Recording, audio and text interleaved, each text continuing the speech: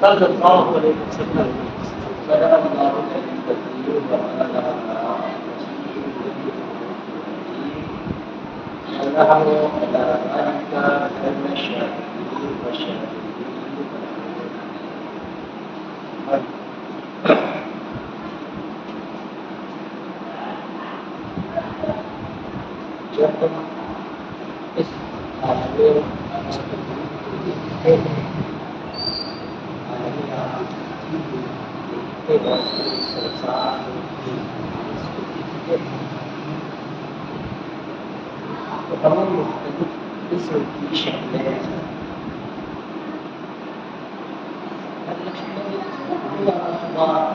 سونے سے لے کر رات کے سونے تک تمام قسم کی شکلیں نظر آ رہی ہیں، لیکن جو خاص بات خالق عالم نے اس سیکوینس میں رکھی ہے اس میں کیا ہے کہ آپ دیکھتے ہیں بندر کی شکل سیب جیسی نہیں، انگور کی شکل کیلے جیسی نہیں، سونے کی شکل نیم کے پیڑ کے جیسی نہیں ہوتی، اسی طرح برگد کے درخت کی شکل کسی انسان جیسی نہیں ہوتی، اور انسانوں میں بھی سب کی شکل مختلف ہوتی ہے۔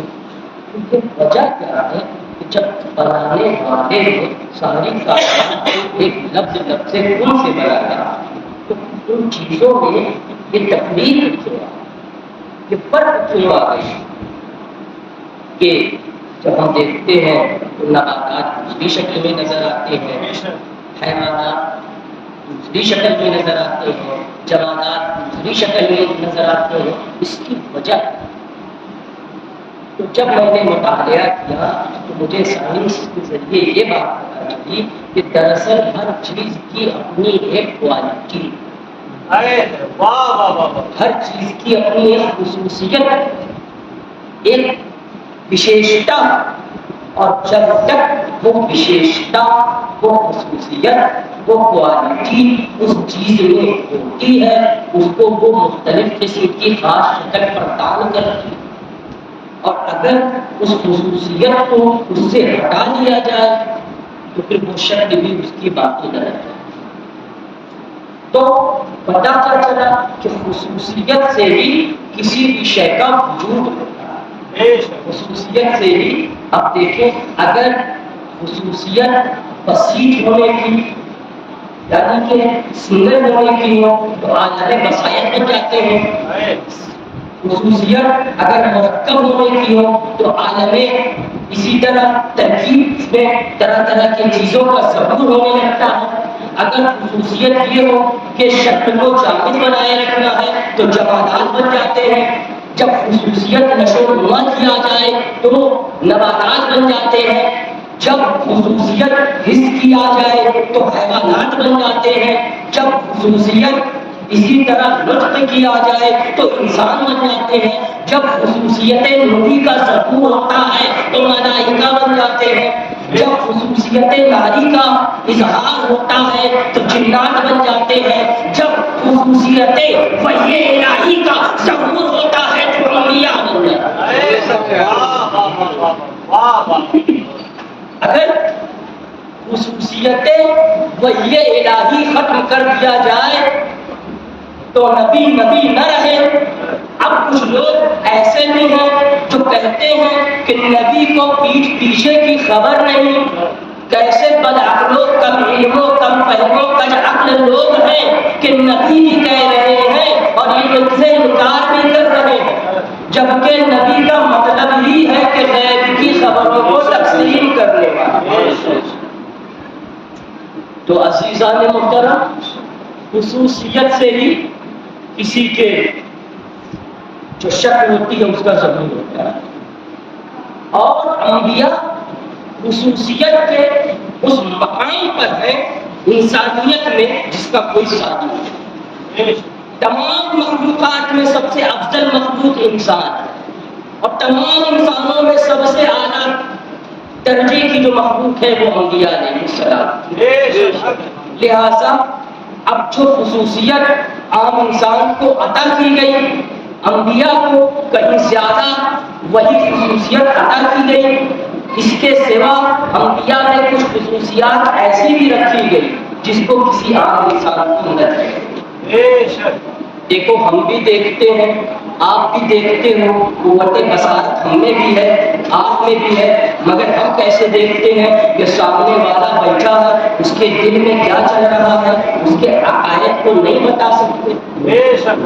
اسی لیے تو ہمارے صوفیہ نے کہا کہ ایسا ہو سکتا ہے کہ علی کے مجلس میں کوئی مخبر آ جائے، کیا علی ہو اور یہ آ جائے تو کیا کرو، کہا علی علی کرو، دیکھو چہرہ کھل جائے تو سمجھ جانا علی کا محب ہے، ورنہ جان جانا منافق ہے۔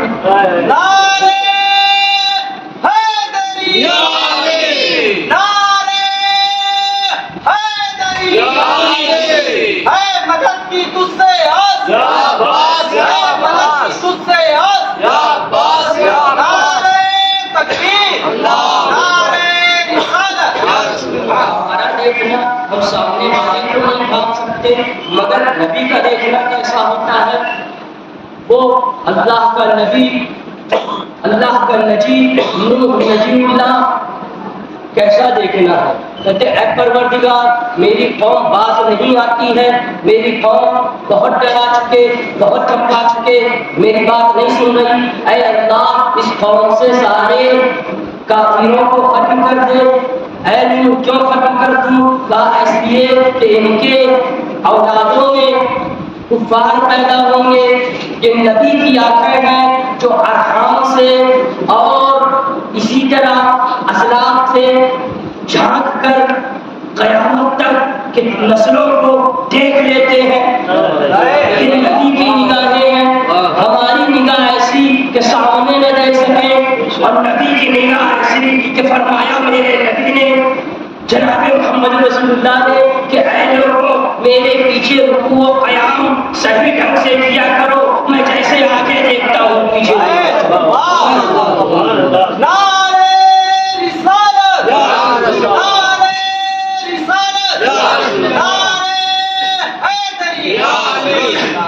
ہم آواز دیں، ہماری قوت گویائی کیا ہے، ہماری بولنے کی صلاحیت کیا ہے، ہمارے آوازوں میں فریکوینسی کیسی ہے کہ ہم آواز دیں ایک پالتو جانور نہ آئے، مگر جب وہ اللہ کا خلیل ابراہیم آواز دے تو رب کا فرمان ہے اے ابراہیم تو انہیں ندا دے کہ پیدل بھی آئیں گے، تیز سواریوں سے بھی آئیں گے، 4000 برس گزر گئے آج تک ابراہیم کی صدا پر لوگ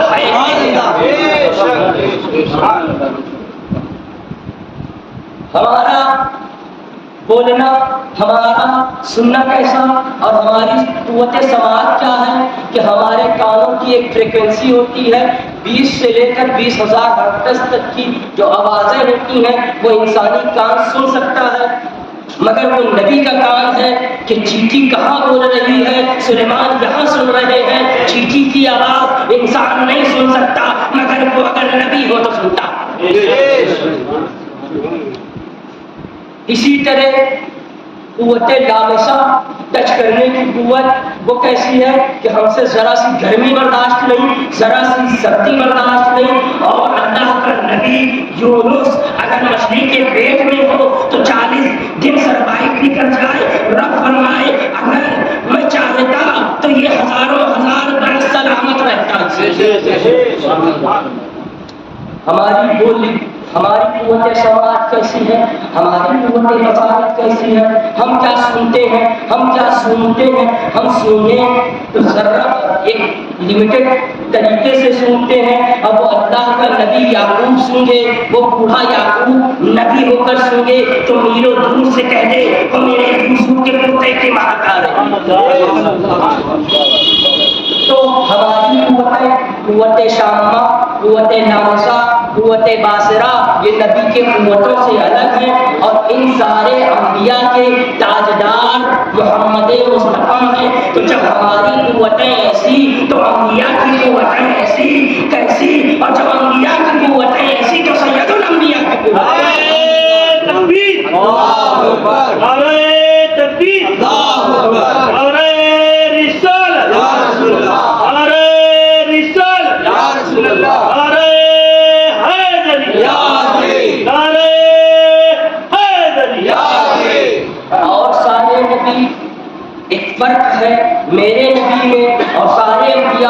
کہ اور سارے نبی عبد ہیں، میرا نبی عبدہ ہے۔ عبد اور عبدہ میں فرق جانتے ہیں؟ عبد وہ ہوتا ہے جو سنے کہ اللہ ایک ہے اور کہے لا الہ الا اللہ، آدم شفیع اللہ۔ عبد وہ ہے جو سنے اللہ ایک ہے، کہے لا الہ الا اللہ، نوح النجی اللہ۔ عبد وہ ہے جو کہے سنے اللہ ایک ہے، کہے لا الہ الا اللہ، ابراہیم خلیل اللہ۔ عبد وہ ہے جو سنے اللہ ایک ہے، کہے لا الہ الا اللہ، اسماعیل ذبیح اللہ۔ عبد وہ ہے جو سنے اور کہے لا الہ الا اللہ، داؤد خلیفۃ اللہ، لا الہ الا اللہ، موسیٰ کلیم اللہ، لا الہ الا اللہ، عیسیٰ روح اللہ۔ سن کے کہے، اور میرا نبی وہ ہے جو دیکھ کر کے کہے، میں دیکھ کے گواہی دیتا ہوں اشہد ان لا الہ الا اللہ محمد رسول اللہ۔ جو دیکھ کر کے خدا کو ایک کہے وہ محمد ہے، جو سن کر کے خدا کو ایک کہے وہ عبد ہے، جو دیکھ کر کے خدا کو ایک کہے وہ عبد ہے۔ جو انسانوں کو، امت کو نماز پڑھائے وہ عبد ہے، جو انبیاء کو نماز پڑھائے وہ عبد ہے۔ وہ جس کو پہلے خلقت ملے بعد میں نبوت ملے، پہلے کام دیکھا جائے بعد میں نبوت ملے، وہ عبد ہے۔ اور وہ جو تخلیق بھی نہ ہوا ہو، پہلے نبوت ملے بعد میں تخلیق ملے، وہ محمد ہے۔ نعرہ تکبیر، اللہ اکبر، نعرہ تکبیر، اللہ اکبر، نعرہ رسالت، یا رسول اللہ، نعرہ رسالت، یا رسول اللہ، نعرہ حیدری، یا علی، نعرہ حیدری، یا علی۔ نبی وہ ہوتا ہے کہ جس کی آنکھوں میں طغیان نہیں ہوتا، نبی وہ ہوتا ہے کہ جس کی نسل پر کوئی بہتان نہیں ہوتا، نبی وہ ہوتا ہے جس کے کردار میں عصیان نہیں ہوتا، نبی وہ ہوتا ہے کہ جس کے زبان پر ہذیان نہیں ہوتا، نبی وہ ہوتا ہے جس کے عقل پر عصیان نہیں ہوتا، نسیان نہیں ہوتا، نبی وہ ہوتا ہے کہ جس کا کوئی کام زیر تحریک شیطان نہیں ہوتا، وہ نبی ہوتا ہے۔ عزیزان محترم، تو وہ عبدہ ہے، فرمایا محمد رسول اللہ۔ آج کچھ لوگ آگے کہنے لگے 40 برس کے بعد نبی، 40 برس کے بعد کیوں؟ میں نے غور کرنا شروع کیا، ریسرچ کرنا شروع کیا، پتہ لگانا شروع کیا، بھائی مدرا کی بات ہے، کوئی تو بات وجہ ہوگی۔ جب پتہ لگایا تو پتہ چلا کہ کائنات میں ایک ہستی ایسے بھی ہے، اگر نبی کو پیدائشی نبی مان لیں گے تو اپنے اس باطل عقیدے کی تردید ہو جائے گی۔ اس لیے اگر مان لیا کہ بچپن سے نبی ہے تو ماننا پڑے گا کہ ابو طالب نے نتیجے محمد کی حفاظت کے نبی کی حفاظت، اس لیے 40 برس کا ایک ڈھونگ رچا گیا۔ تو 40 برس کے پہلے تو نبی ہی نہیں ہے، 40 برس کے بعد نبی ہوئے، جبکہ خود فرماتے ہیں انا نبی و آدم بین الماء والطین، میں اس وقت بھی نبی تھا کہ ابھی آدم ابو دل کے پتہ چلا جب نبی ہے تو ہر آن نبی ہے، جب نبی ہے تو ہر جہت نبی ہے، جب نبی ہے تو ہمہ وقت نبی ہے، جب نبی ہے تو اس وقت بھی نبی ہے جس وقت خدیجہ سے نکاح ہو رہا تھا، جب نبی ہے تو اس وقت بھی نبی ہے جس وقت کاروبار کے سلسلے میں یہودیوں سے ملاقات کر رہا تھا۔ تو پتہ چلا ابو طالب نے اپنے بھتیجے محمد کی حفاظت نہیں کی، اللہ کے دین اور اللہ کے نبی کی حفاظت۔ بھتیجا سمجھ کے تم بھی تو چچا ہو، تو بہت بڑے بھائی چچا ہو، تم اپنے نبی، تم اپنے بھتیجے کی کتنی حفاظت کرتے ہو؟ چچا جو ابو جہل بھی تھا، افسوس شرم کی بات ہے کہ ابو جہل پہ سے ایک لفظ نہیں نکلتا، ساری دشمنی نے ابو طالب سے دشمنی کی وجہ بتاؤں؟ دراصل ابو طالب سے دشمنی کی وجہ یہ ہے کہ ابو طالب واحد وہ وقتی ہے جس نے یہودیوں کو شر سے لہٰذا یہودی ایجنٹوں کو سب کچھ ختم ہو گیا، ابو طالب آج تک نہیں تھا، لڑکے کی چوٹ پر بغیر کسی ڈر کر کے یہ بات کریں۔ عزیزان محترم، میں محمد محمد اللہ کا رسول، کوئی قید نہیں اس میں، 40 سال وقت کی، قیامت تک رسول ہے۔ کب تک رسول ہے؟ جب تک قرآن جب تک اللہ ہے تب تک محمد اس کا نبی رسول ہمیشہ رسول۔ اس کلمے کی ضرورت آج ہماری بات لوگ کہتے ہیں کہ اگر امام حسین کربلا میں سر نہ دیتے تو کیا؟ یقین مانے عزیزان محترم کہ آج یہ کلمہ جو ہماری زبان پہ جاری و ساری ہے، اس کی وجہ یہ ہے کہ اس کی تکرار ورنہ ہمیں کلمہ بھی نصیب نہ ہوتا۔ بڑے اطمینان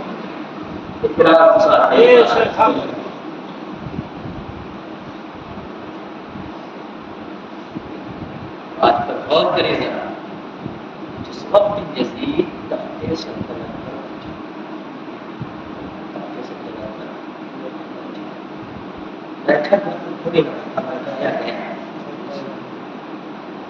اور جس وقت وہ تخت سلطنت پر ناجائز طریقے سے بیٹھایا گیا، اس نے حکم جاری کیا۔ کئی لوگوں کا میں نے یہ بات کئی بار بتایا ہے، لیکن اس مقصد کی بات عرض کرنی ہے کہ ہمارا عرض کر رہا ہوں کہ فلاں شخص کو میرے سامنے لاؤ اور میری بیعت کراؤ۔ اس میں سے یہ ایک شخص امام علی مقام امام حسین علیہ السلام، اچھا لوگوں کو علیہ السلام سے یہ بھی بدبختوں کو نہیں سمجھ میں آتا کہ سلامتی جن کے دل کی کنیز ہے وہ علیہ السلام نہیں ہے۔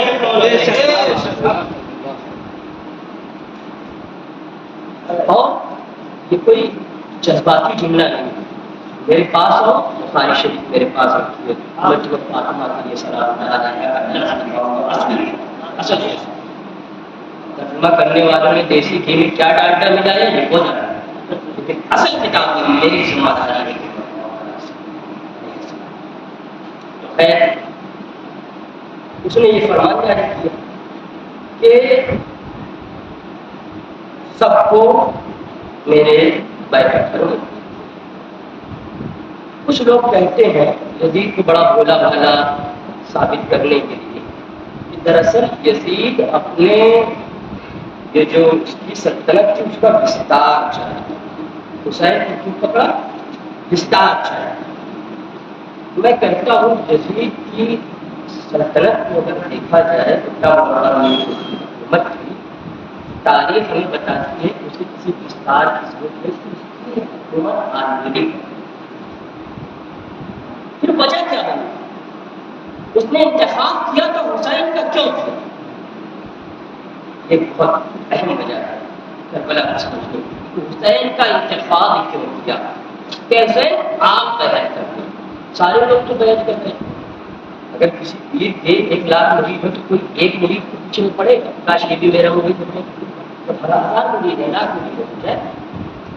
لیکن یزید، یہ نہ سمجھے کہ میں یزید کا فیور میں اتہاس کو بتا رہا ہوں، یزید جو لوگ کہتے ہیں بڑا بیوقوف تھا، یہ بڑا البت اور بڑا ظالم تھا۔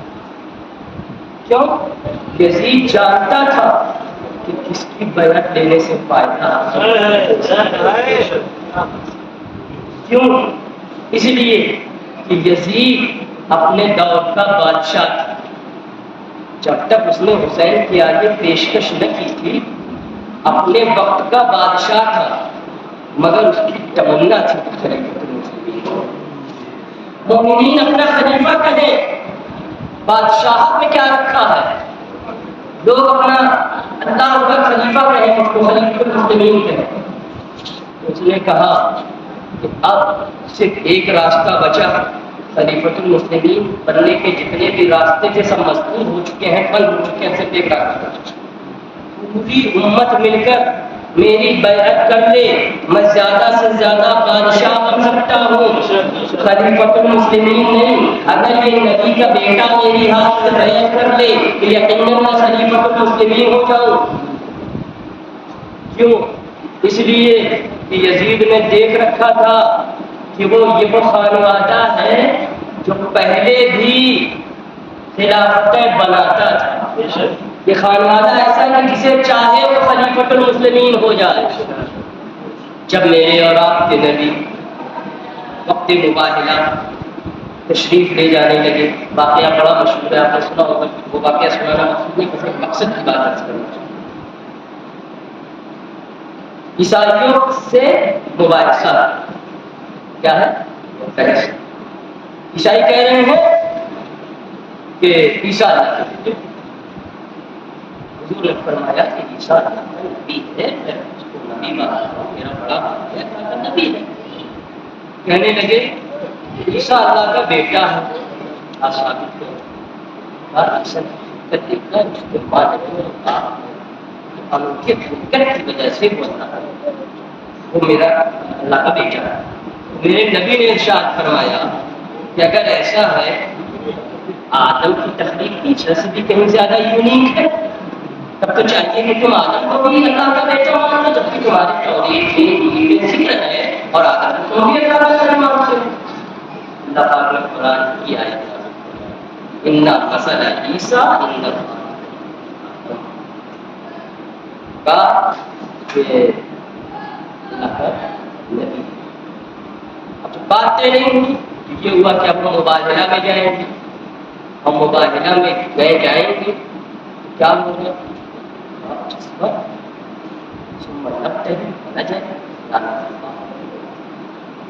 ہم اپنے گھر کی عورتوں کو بلا دیں، اولاد کو بلا دیں، بچے نفیس خود آ جائیں اور آپ بھی آ جائیں کہ ہم لوگ پر زندہ کر اللہ کی بارگاہ سے لعنت کی فتوا کریں، اور جس کے حق میں یہ ناصر ہو جائے گا لعنت چاہتے ہیں. لعنت ہے رحمت کا برعکس، رحمت کا اپوزٹ، یعنی اللہ کی رحمتوں کا سلسلہ نزول ہو جانا، اسی کا نام لعنت. لعنت برستی کس کی طرف سے ہے؟ اللہ کی طرف سے. رحمت اللہ کی طرف سے. اللہ پابند نہیں ہے، جس پر جی چاہے رحمت نازل فرمائے، جس پر نہ جی چاہے نہ نازل فرمائے. مگر کہا اے حبیب پیارے، تیرا مقام تو یہ ہے کہ تو جس پر چاہے گا ہم اس پر رحمتیں نازل فرمائیں گے، جس سے تو نظر پھیر لے گا. لعنت خدا کی اور بھجوائیں گے آل محمد. عیسائی قوم نے چالا جب دیکھا سامنے محمد اور آل محمد آ رہے ہیں تو بھاگ نکلے. اللہ کے رسول نے کہا یہ تو بھاگ نکلے، ان پر تو لعنت پڑی نہیں، ان پر تو لعنت پڑی نہیں.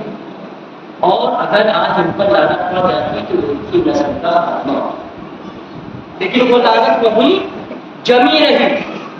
ایک بات بتا دوں ہم نے، وہ لعنت جو وہاں سے نکلی انہیں پنجتن کے اشاروں پہ چل رہی ہے آج بھی. وہاں بھی انہی کے اشارے پہ تھی، یہاں بھی انہی کے اشارے پر ہے. وہاں جس سے یہ خفا تھے اس پر برس رہی تھی. آج بھی میرے نبی نے ارشاد فرمایا کہ سنو انا حرب لمن حاربتم انا سلم لمن سالمتم. جن سے ان کی صلح ہے ان سے میری صلح ہے، جن سے یہ ناراض ہے ان سے میں ناراض ہوں، جن سے ان کی جنگ ہے ان سے میری جنگ ہے. جس سے مجھ محمد کی جنگ ہے اس سے خدا کی جنگ ہے، جس سے خدا کی جنگ ہے اس پہ دنیا میں بھی لعنت ہے آخرت. نعرہ تکبیر، نعرہ تکبیر، نعرہ رسالت یا رسول اللہ، نعرہ رسالت یا رسول اللہ، نعرہ حیدر یا علی، نعرہ حیدر یا علی. سودائے کربلا زندہ باد، سودائے کربلا زندہ باد. تو زندگی کا مقصد ہمارا کیا ہونا چاہیے؟ اللہ کے رسول. ہم نے جس کو بھی جانا اور جس کو بھی مانا سب اس کے وجہ سے مانا ہے. ورنہ ہمیں کیا پتا تھا کہ قرآن کیا ہے؟ ہم نے قرآن کو قرآن بھی جانا تھا کہ محمد علیہ. اس لیے میرا نبی جس کے لیے فرما دے اور جو فرما دے ہمیں اس کے لیے اس پر عمل کرنا.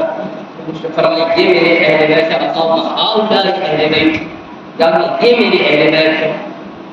قرآن نے کہا ازواج مطہرات اہل بیت ہیں. ہم نے سر تسلیم کر دیا کہ نبی کی بیویاں اہل بیت ہیں.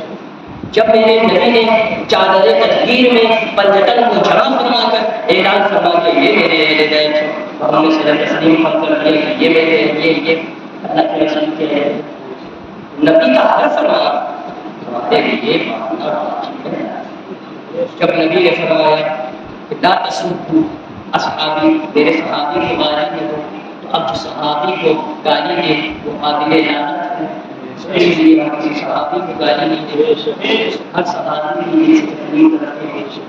لیکن اب جو برابر کہنے والے لوگ ہیں، بھائی عدل تو نہیں رکھ پایا ہوگا، جو کہتے ہیں صحابی اور اہل بیت دونوں برابر ہیں۔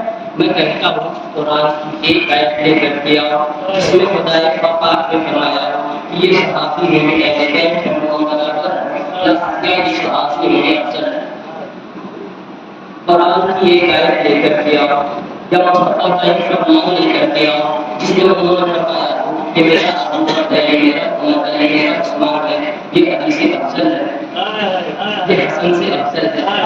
جو کام خدا نے رحمان کو کرنے نہ کیا، مصطفیٰ نے نہ کیا، وہ کام آج تم کیوں کر رہے ہو؟ یہ سب سے دیا جائے کہ جو تم موازنہ کر رہے ہو، کہ جو تم مقابلہ کر رہے ہو، ورنہ بات تو یہ ہے کہ دونوں میں کوئی نہ اختلاف ہے نہ لڑائی ہے، بس فرق یہ ہے کہ صحابہ در والے ہو جن کو گھر پہ کھڑے ہونے کی حفاظت کریں، کوئی دشمن گھر کے اندر نہ داخل ہو پائے، گھر پہ کھڑے ہو کر جو حفاظت کرے وہ صحابی میں گھر کے اندر کر کے زیادت کرے ہوں۔ صحابہ گھر والے ہیں، اہل بیت گھر والے ہیں، لہٰذا تقابل کرنے کی کوشش نہ کرو۔ باقی تقریم تعظیم اصحاب کی کی جائے گی اور اولاد کی کی جائے گی، اور صرف اس وجہ سے کیا جائے گا کیونکہ نبی پاک نے فرمایا ہے، ورنہ ہم علی کی تعظیم کریں۔ آج پوچھتا ہوں علی کی تعظیم اگر یہ کہو گے کہ علی جنگوں میں شامل تھے تو میں کہتا ہوں جنگوں میں ایسے لوگ شامل تھے کہ میرے نبی نے ارشاد فرمایا جہنمی ہے، مسلمانوں کی طرف سے جنگ میں لڑ رہا تھا، جہنمی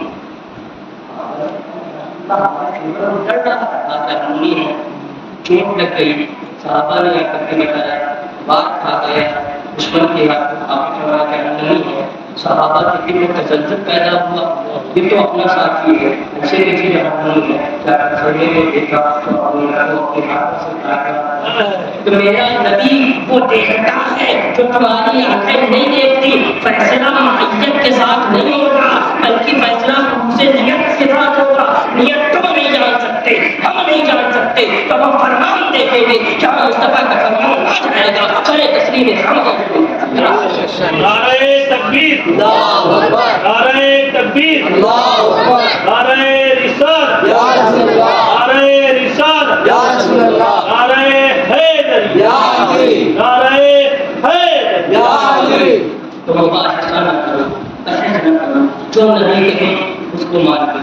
جب نبی فرما دے کہ انا مدینۃ العلم واجب اللہ سر تسلیم کرو، آپ کی کو چاہتے ہیں حدیث کا دروازہ، جب نبی فرما دے من کنت مولاہ فعلی مولا، تو جاؤ اس نبی کا بھی حق دے جائے، نبی کے بعد ویسا نہیں ہے تو ساتھ کے بعد نبی کا فرق بہت الوہیت کا ہے، یہاں پر رسالت کا ہے۔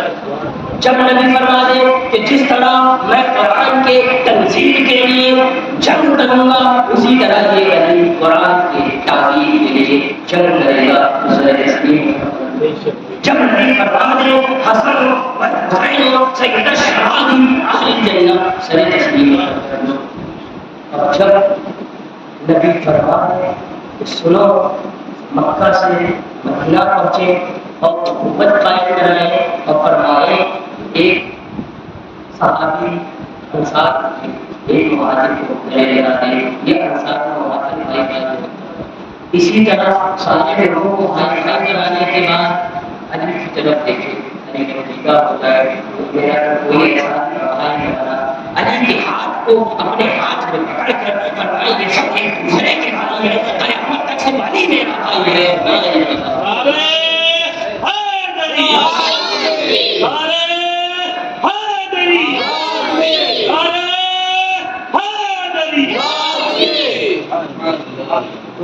ظلم سے بچو، بدعت سے بچو، جو نبی فرما رہے ہیں۔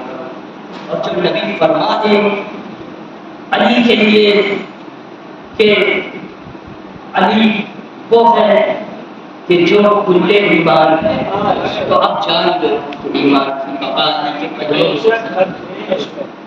ایک ترازو میں ایمان کو تولو اور ایک ترازو میں کلے ایمان کو، کلے ایمان۔ اسی لیے فرمایا علی کا چہرہ دیکھنا عبادت، علی کا ذکر کرنا عبادت، علی علی کرنا عبادت۔ اسی لیے ہمارے مجلسوں میں دستور ہے، ہمارے بزرگوں کا یہ طریقہ ہے کہ وہ اپنی غزل میں علی علی کا ذکر۔ جب امام حسین نے یہ کہا، مباہلہ کے مقصد تشریف لے گئے تو اللہ کے رسول نے گویا ایک بات اعلان کرنا، وہ کیا کہ باطل کے مقابلہ اگر ہم 5 میں سے کوئی آ جائے تو جان لو کہ ہمارے مقابل جو آیا وہ باطل ہے۔ 5 لوگ محمد مصطفیٰ صلی اللہ علیہ وسلم، علی مرتضیٰ، فاطمہ الزہرا، امام حسن، پانچواں امام حسین۔ اب کربلا کا وقت ہے، حسن دنیا میں تشریف لے، علی مرتضیٰ دنیا میں موجود نہیں، فاطمہ الزہرا کا سایہ سب سے چکا ہے، امام حسن پاک دنیا میں تشریف لے رکھتے ہیں۔ تو یزید نے کہا کہ جو وہاں مباہلہ کے وقت گیا تھا عیسائیوں کے خلاف، اگر وہی اپنے پیروں میں آ جائے تو ہم اس لیے امام حسین کو پکڑا، گویا ان سے واقعہ مبارکہ کا بھی تھا۔ وہ چاہتا تھا کہ اے حسین آپ میرے ہاتھ کا بیعت کر لیں۔ حسین نے کہا تم تیرے ہاتھ کا بیعت کر لیں، اس لیے کہ تیرے ابا نے جس کے ہاتھ پر بیعت کر لی وہ خلیفہ رسول پاک کے بعد دنیا خلافت کے چکر میں پڑی، کس کو خلیفہ بنایا جائے۔ ایک جماعت میں انصار ہو چکا، ایک جماعت میں مہاجرین ہو چکا، ابھی تنازع ہو رہا تھا، بات فیصلے تک نہیں پہنچی تھی کہ حضرت عمر اور حضرت ابوبکر رضی اللہ تعالیٰ عنہ نے اپنے اجتہاد سے فرمایا کہ اے عمر آپ کو خلیفہ ہونا چاہیے۔ حضرت عمر نے اپنے اجتہاد سے فرمایا اے ابوبکر آپ کو خلیفہ ہونا چاہیے۔ بہرحال نتیجہ رزلٹ یہ نکلا کہ ابوبکر صدیق رضی اللہ تعالیٰ عنہ کو خلیفہ بنا دیا۔ لیکن ابھی یہ خلافت ایسی ہے کہ اس پر علی بے شک بے شک بے شک واپس آ گئے، وقت ختم ہوئے، دن میں کچھ رنجو لگا آج سے دینے کی کوشش کرتے ہیں۔ کوئی ناراضگی تھی نہیں میرے عزیز، بات یہ تھی کہ علی کو اس وقت مشکلات میں شامل نہیں کیا گیا، لہٰذا حضرت علی نے جب چاہا جب خلافت ابوبکر صدیق کو سونپ دی جائے تو ابوبکر صدیق کو اپنے پاس بلایا۔ کیوں ہوتا ہے بلاتا ہے بلاتا ہے ابوبکر کو اپنے پاس رکھا ہے، ابوبکر تشریف لائے خلافت کرنا چاہتے ہیں۔ جس وقت اسی لیے میں نے یہ تفصیلات کہتا ہوں کہ جس وقت ابوبکر کی خلافت پر علی کے دستخط نہ تھے، مجھے نہیں پتا کہ یہ خلافت مقبول تھی کہ نہ تھی، میں نہیں کہہ سکتا، میرے پاس کوئی پروف نہیں ہے، لیکن جس وقت علی نے اس خلافت پر دستخط کر دیے تو میں کہتا ہوں کہ ابوبکر کی خلافت مقبول معلوم تھا۔ ابوبکر صدیق کو اپنا پہلا خلیفہ، حضرت عمر کو اپنا دوسرا خلیفہ، اور حضرت عثمان کو اپنا تیسرا خلیفہ، اور پیارے ہیں کہ چوتھا خلیفہ اور چار شریعت مصطفیٰ ایک معاملہ ہے۔ اس کا اعلان نہ ہم کوئی خارجی یا غیر کی شان میں مخالفت کریں، نہ ہم کوئی رافضی ہے یا اسباب کی شان میں مخالفت کریں، ہم اس لیے سچے وہ مسلمان ہیں کہ اس کے لیے قرآن میں سلمان المسلمین تمہارا نام مسلمان، اور اس کے لیے ابراہیم کے لیے فرمایا کہ بنا بنا نسبان جو ماں کا ابراہیم جو بنا نسبان جو بنا نسبان حنیفہ مسلمہ دعا کا المشرکین نہ دین سے نہ عیسائی سے نہ کی طرف اسلام کی طرف جانے والوں سے نہ طرف تحقیق کی جانے والوں سے، ہم سیدھا راستہ اللہ کی طرف لے کے جا رہا ہے. اور یہ وہی راستہ ہے جس کی طرف ہمارے پاس نبی اس طرف بلایا. کرتے لوٹ رہے ہیں اور لوٹنے کے بعد درمیان میں آپ کے باتیں کہیں مسئلہ میرے راستے میں لگایا جاتا ہے. وہ وادی ذریعے میرے آقا علیہ السلام کے لیے بتایا جاتا ہے. سرکار کے سامنے جانے والوں کو بلایا جاتا ہے, آنے والوں کو روکا جاتا ہے. یہ بات جیسے چاچی لوگوں یہ بات کسی کے کام میں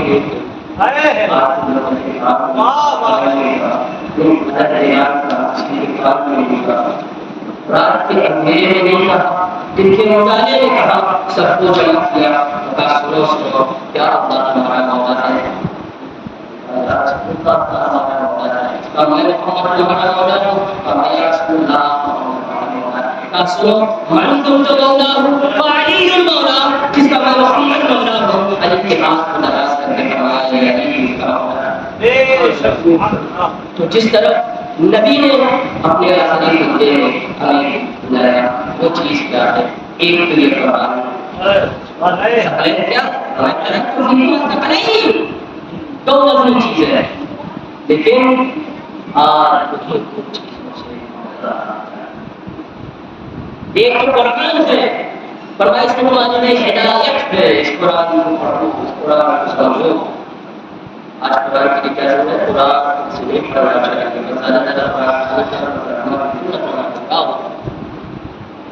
رسول نے قرآن کو ہمارے لیے چاہیے. اگر پھر بھی ہمیں دین تقلید کرنا ہے, دین تقلید کرنا ہے, آپ کو پٹی مارنا ہے, وہ ایسے آپ والے کو کیا کہتے ہیں, آپ نے مشکل دیا اور آپ کے پٹی والی پوچھا جائے آپ کے پٹی کے اوپر اٹکنے ہیں, پھر آپ نے مشرق کو آپ کا ہدایت دے دیا. اصل ہے ہاتھوں میں قرآن بھی ہے, ان کی تکلیف ہے, یا قرآن شروع ہے یا ان کی تکلیف شروع ہے. تکلیف وہی کرو جو قرآن کے تابع ہو, اور اس کے بعد اہل بیت کے ناموں کو مضبوطی سے پکڑو. مگر اہل بیت کا نام صرف محبت کے لیے نہیں ہے, محبت کے لیے اہل بیت سے کرو, مگر اہل بیت پیروی کے لیے نہیں, اہل بیت کی ذات پیروی کے لیے ہے, اور کوئی دوسرے کی بھی پیروی کرے لازم. آپ کسی کی بھی پیروی کرے, اسلام کسی کی بھی پیروی کرے, آپ کو پیروی اس لیے کیونکہ ہمارا مسلک ہم سب مسئلہ ہے, اور ہمارے امام حنیفہ نے کیا کہا, درجہ کرتے امام حنیفہ کا کرو, کہا اگر میری زندگی میں پوچھا گیا آپ کی عمر کتنی ہے, کہا 2 سال. 2 سال کیسے مذاق کرتے ہو,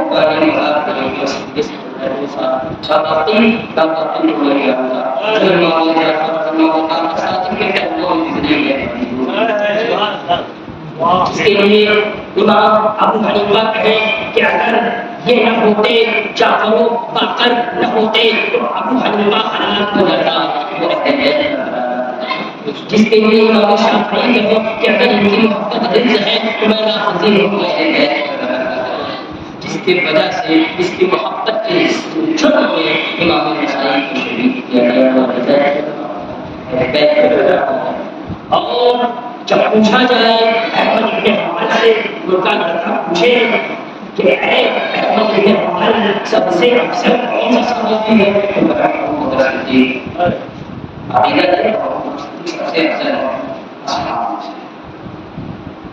سب سے افضل سب سے افضل ابو بکر, اور اس کے بعد عمر, اور اس کے بعد عثمان, علی کیا بات کرتے ہو, تم صحابی کا پوچھ رہے ہو, علی تو پہلے بیت میں سے ہے.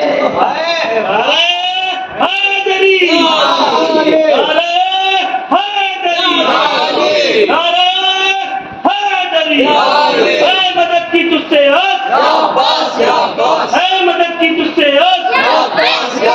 خدائے کربلا, خدائے کربلا. مسلک ثقلین حیدری بس آخری جملہ ہے کہ ایک شہادت سنا کر کے اور ایک قانون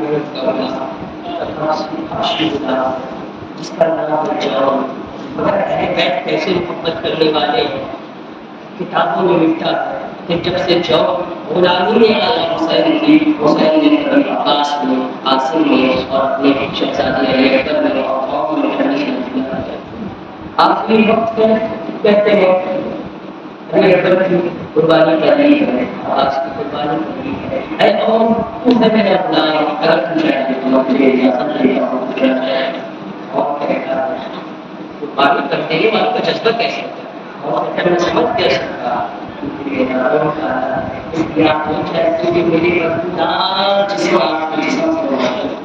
میرا خون کا قطرہ آپ کے شہادت کے خون سے نہیں کرتے اس کی مجھے تابعیت کو کرتے اس لیے آپ شاید مجھے بلایا چاہتے امام حسین نے اپنے آدمی کو بتانے کا کیا اور میں سن ایسی بات نہیں ہے اگر ایسی بات امام کی شرح جا کر کے دیکھ کر برباد ہو جاتا جس وقت وہ برباد ہوا وہ اپنی گردن سما کو وہ پکار کر کے حسین کو بلاتا اے حسین نے شریک کر دی امام حسین کا تیری جو بات تھی تو کہتا تھا تیرا جسم بدبودار ہے میں اللہ سے دعا کرتا ہوں اس کے جسم کو خوشبو سے معطر کر دے تو کہتا تھا کہ تیرا جسم خراب ہے میں کہتا ہوں تیرا جسم خوشبو ہے کتاب کرا ہے کہ عام کی ناز اس کے اس خوشبو سے اور چمکتے ہوئے چہرے سے تلاش کی حسین کی دعا تھی انشاءاللہ اگر کسی نئے